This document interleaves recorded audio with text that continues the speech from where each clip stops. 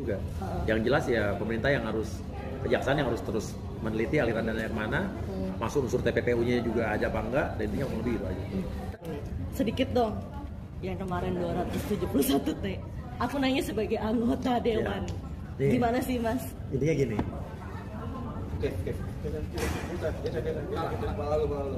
Korupsi terjadi di satu negara apa? Ya kan, unsurnya kan banyak juga kan pejabat-pejabat yang terlibat akhirnya. Ya. Kenapa pejabat terlibat? Apalagi misalnya ada anggota dewan yang terlibat. Karena itu biaya politik, money politik yang tinggi, sehingga orang pas duduk itu harus gimana caranya balikin modal.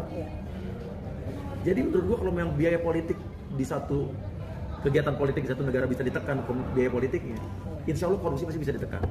Tapi kalau negara kita diisi oleh pemilu yang brutal, yang money politiknya tinggi, percaya deh korupsi pasti nggak akan pernah hilang. Apalagi kalau yang jadi itu orang-orang yang bayar, masyarakatnya dibayar untuk jadi. Dia kan akan mikir gimana cara balik modal. Ya, itu dengan cara itu. Apalagi korupsi, sekarang korupsi bisa sampai triliun-triliunan, gue nggak ngerti deh. Tapi gue salut sama pemerintahan Pak Jokowi ini, kejaksaan bisa mengungkap korupsi yang menimbulkan potensi kerugian negara sampai 271 triliun. Artinya kan ini bener. Gila lu, nggak mungkin tadinya kesentuh bisa kesentuh. Artinya ini suatu warning untuk pemerintahan kedepannya, apalagi mudah-mudahan di pemerintahan Pak Prabowo yang baru, orang harus hati-hati, kalau korupsi hati-hati nih, ya kan? Ya, gue setuju ditindak seperti ini, kejaksaan gue acung jempol nih. Dimiskinkan gitu gimana? Undang-undang Mas Uya, perampasan aset. Ya undang-undang perampasan aset gue setuju banget, gue mendukung. Malah kita yang pertama kali ingat gak yang kita ngobrolin sama ada Inang, kan kita ngomongin masalah itu supaya benar-benar terrealisasikan. Karena kalau korupsinya segitu banyaknya, akhirnya cuma diputusin harus bayar kembalikan cuma berapa, dia uangnya masih banyak. Iya, orang butuhnya seberapa, dia masih pegang triliunan. Ya paling kalau penjara 3 tahun, miliaran. iya, penjara 5 tahun, 3 tahun, paling ntar di diskon jadi 2 tahun atau 1,5 tahun, tapi duitnya di sana masih banyak. Dan satu lagi, kayak kasus-kasus korupsi ini juga harus benar-benar ditelusuri TPPU-nya. Nah, Karena kalau korupsi doang, yang akan menjalani hukumannya hanya si koruptor. Tapi aliran duitnya kalau tidak dilanjutkan ke TPPU, tindak pidana pencucian uang, orang-orang yang ikut menikmatinya enak dong, keluarganya enak dong. Jadi gua harap kasus 271 triliun ini bisa dikembangkan ke kasus TPPU, sehingga aliran dananya juga ditelusurin. Karena kan dalam TPPU itu ada 3 kategori kan, pelaku pasif juga termasuk. Misal pelaku pasif gini nih, si A korupsi, terus dia nitipin duit di si B, yang si B nggak ngerti apa-apa nih, dia jadi pelaku pasif. Nah itu TPPU bahayanya tuh, apalagi yang aktif, yang benar-benar disimpan buat money laundry gitu kan. Kan ini udah ada di 271 triliun kan, udah ada money laundry-nya kan, yang si cewek, iya kan?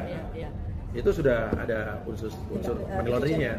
Karena kan korupsi itu ujung-ujungnya money laundry, uangnya gimana caranya dicuci supaya nanti jadi bersih, dibalikin, jadi seolah-olah tuh uang bersih. Jadi menurut gua TPPU-nya harus dibikin.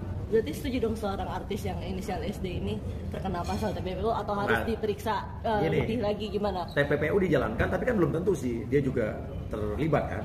Tapi kalau TPPU otomatis yang menikmatinya ya pasti akan kena. Termasuk istri siapapun itu atau termasuk istri dan suami gitu. Siapapun yang ada hubungannya. Kan jangan lupa dalam TPPU itu ada yang namanya pelaku pasif juga ada. King kan dapat ucapan ulang tahun dari Indonesia kan? Iya. Dari sana gitu. Terus katanya King suruh belajar bahasa Inggris. Iya. Belum, aku masih 2 pertanyaan yang masih soal TPPU. Ya udah Bang Mas Lido kan aku pengen Yaudah boleh. Maksudnya, tapi gimana sih kamu maksudnya ketika mendengar kabar pertama ini besar sekali atau gimana sih maksudnya? Gue sih kalau ada korupsi yang terungkap gue seneng. Karena uang masyarakat, uang rakyat yang diambil ya yang pelaku korupsinya harus ditindak lah. Iya. Gue dukung. Kaget dan ternyata segede ini gitu, dan kerugian negara timahnya tuh sampai benar-benar hilang kan, maksudnya ilegalnya tuh. Gue yakin ini baru timah. Tambang yang lain pasti banyak. Kalau mau diungkap. Tambang-tambang ilegal ini kan masih banyak, masih ada nikel, batu bara, emas. Coba dong itu juga. Harus apa sih sebenarnya, maksudnya kalau menurut Mas sendiri untuk melindungi maksudnya timah-timah itu sendiri, terus supaya ada tambang ilegal gitu-gitu. Fungsi pengawasan, iup ya, yang benar-benar penambang harus yang punya iup, izin usaha, izin pertambangan. Terus pengawasan juga bagi penambang-penambang di daerah-daerah, apalagi pedalaman-pedalaman, jangan lepas, pemerintah harus benar terjun langsung. Dan kali ini gue salut sama kejaksaan, justru gue pertanyakan KPK kemana aja nih. Nah, iya. Justru malah KPK yang melempem, kejaksaan yang luar biasa. Oke. Gitu. Berarti tindakan kemarin dia memanggil istri sudah benar? Bener lah, bener. Harus ditanya.